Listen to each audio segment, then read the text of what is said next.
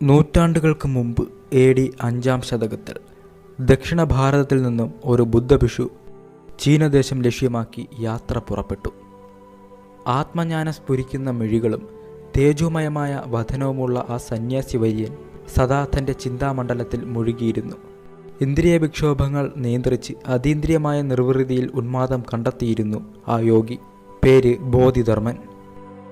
മഹത്തായ ഒരു ലക്ഷ്യം സാർത്ഥമാക്കാനായിരുന്നു അദ്ദേഹത്തിൻ്റെ സമുദ്രയാനം. യാത്രയിലുടനീളം ആ നിർമ്മല ചിത്തത്തിൽ പ്രതിധ്വനിച്ചിരുന്നത് തൻ്റെ ആത്മീയ ഗുരുവിൻ്റെ അന്ത്യവാക്കുകളായിരുന്നു.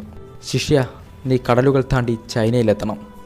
ആ ദേശം മുഴുവനും ബുദ്ധസൂക്തങ്ങൾ പടർത്തണം എന്ന പ്രജ്ഞധാര ഗുരുവിൻ്റെ ആഗ്രഹം സഫലീകരിക്കുന്നതിനായാണ് ബോധിധർമ്മൻ യാത്ര ആരംഭിച്ചത്.